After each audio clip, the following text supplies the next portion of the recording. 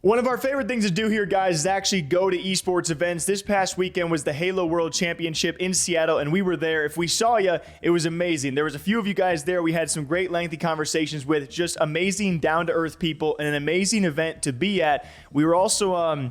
I was betting at the event, guys, and I did okay throughout the entire thing, thanks to our betting sponsor, that being Thunderpick. If you guys do so bet, like on Halo, as they have on their website, 18 plus only, please bet responsibly. The Halo World Championship was a sight to see, and I think very clearly, this is my opinion, let me know what you guys think. It was established right as I walked in the door. My thought was OPTIC, Space Station, Faze Clan, and Sentinels. Those are your top 4 teams going into the weekend, and I would say day 1 and 2 only prove that.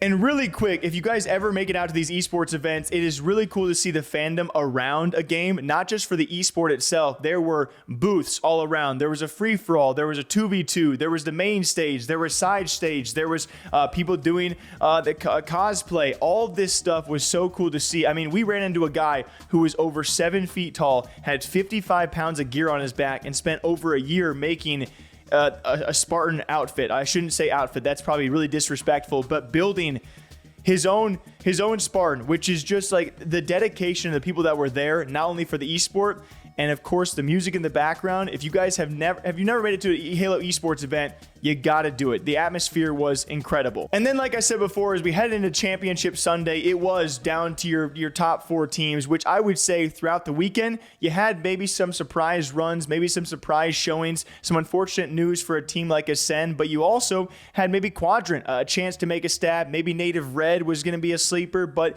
it came down to those top 4 teams. And I would say one of the big surprises for me was OPTIC beating Space Station in the winners finals. They have met there several times throughout this season, but OPTIC reverse sweep Space Station. Once they went down 2-0, I thought it was over, and I think a lot of people would have agreed with me. A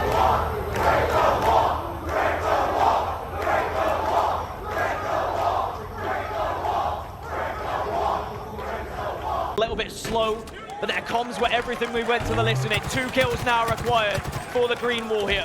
And they are on the hunt. They are looking for one more kill. Brazilian shown. The world champions are going back to the grand finals to do it all again. An unbelievable display from the green wall as the fans erupt here in Seattle. And then even crazier, off the back of that, you send Space Station down to lower bracket, which a lot of teams have had trouble with Faze Clan throughout this year. They've won a couple titles throughout it, but I didn't really think they were going to be that team. For me, I thought it was going to be OPTIC or Space Station taking the entire event. It was then Faze Clan handedly taking down Space Station in the lower bracket finals. Weren't certain where the spawns were happening. World 2 not sticking the landing there. It is 10 seconds left, and we are staying with it as long as this flag is out. Flag recovered. Oh, if Space Station can't get a pull next 3 seconds, that is game, that is series, that is match. In a tale as old as time itself, Faze Clan will have a date with Destiny alongside OPTIC Gaming here at the grand finals of the Halo World Championship. And so then we get to the grand finals. If you don't watch Halo, if you make it from the upper bracket, you get a huge advantage, and that's the bracket reset. Pretty much, if you come from the lower bracket, you have to beat the upper bracket team not once, but a bracket reset, you have to beat them twice. So you beat them in one series, the bracket resets, and you have to beat them all over again. OPTIC start off this series. They go up 2-0, by the way, in map count. They start out in a best of 7, 2-0. They win the first 2 maps, and Faze Clan claw back. They claw back and they bracket reset. And then at this point, I'm looking at Hunter. I'm like, we're actually cursed. We have not ever been to an event where OPTIC has actually won across 5 esports. I think 4 or 5 esports guys. And then I saw, throughout the entire tournament, if you guys watched, there were 3 of the best Slayer matches that I have ever seen. And in this bracket reset second series, I thought OPTIC had actually won the Slayer. Nope, extra time, and it went a different route. 3 seconds there, Formal ties the game up once more. It's absolute carnage in the base. OPTIC make the push. IPG's controller was down. We're into overtime. If we went into overtime, it was tied up as the game finished. 48 to 47. It was tied 47-47 there. Now into OT. Have you ever seen anything like this? And it's just how it goes with these two teams. 2:38, but you won't need that much time on the clock here. OPTIC Gaming needs 2, Faze needs 3.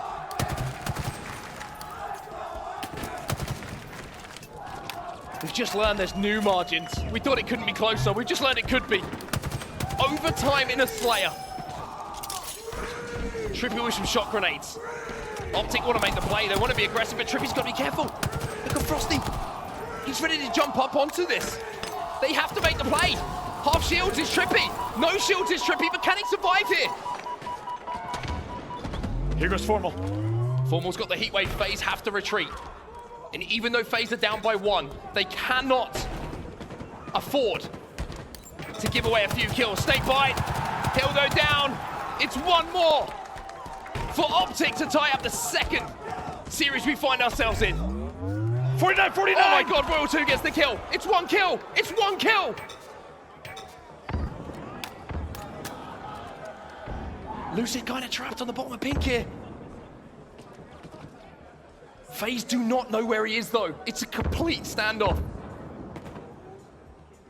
This might be the closest Slayer game you'll ever see. Lucid 16-12. Guess what? OPTIC's right back in it, and Lucid, unsurprisingly, is your standout Slayer player. We've seen it time and time again. Faze unable to keep him down, and now he's +4 game in his hands here. 60 seconds or so left. So a few long-range grenades coming in as well from Formal. Checking those corners. Who's the bravest player on this main stage? Getting a bit of info here. Here comes a little bit of push from Faze. I've never seen anything like this. OT has been extended all the way. Here comes the push. APG's got the info. Who's going to win this fight? Stay boys!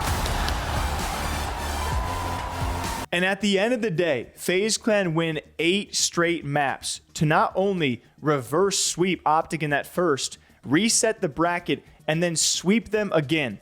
I cannot even tell you guys what the atmosphere was like. It was still so fun to watch, but I've never seen that level of turnaround and dominance from any esports team. Like at this level, where OPTIC is a favorite, Space Station is a favorite, FaZe Clan is a favorite, but these are 2 probably your best teams throughout the entire weekend.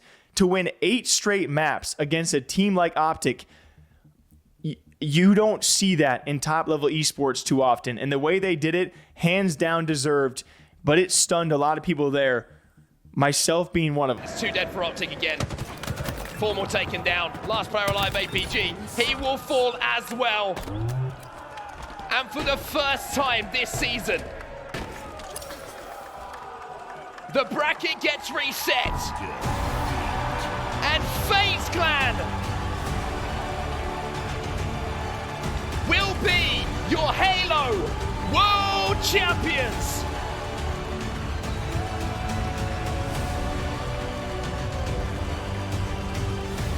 A historic run, not just for Faze, but for the entire Halo franchise. From the elimination bracket, they win back-to-back best-of-7s against your defending world champions to become your 2023 Halo World Champions. A team put together for this one moment to call themselves the Halo World Champions. Well, that's exactly what their title is right now. Resetting the bracket, fighting their way through the elimination bracket. And Renegade, who made the switch, now can feel justified as FaZe will lift your trophy. And I just want to thank all of you guys for watching. You're the reason when we got the chance to go out. Also, huge shouts to the Halo team. Guys, we typically lose money going to these events. They paid for our flight. They paid for a hotel. And to get over there was incredible. We got to meet a few of you guys there, got to meet some of the players and see them in the hotel. It was an amazing experience. I would highly recommend it to all of you guys. If you ever want to check out a Halo event or any esports event, do so. And if we're there, come say hi. It was so freaking fun. Were you guys surprised? What was the best part? What was the worst part? I was a bit heartbroken, you know? I'm a bit biased towards OPTIC because when you talk about OPTIC, it definitely brings up the views a little bit, but it was deserved from FaZe Clan of what they did, 2 majors and now Worlds in Halo throughout this year. And HCS is going to be so fun next year. They broke their viewership record since the launch event back a couple years ago. So people are watching and the event paid off. And it's going to be fun to watch next year. So till next time, take care of yourselves. Take a sip for me, all right? Catch you back here sometime soon. Take care.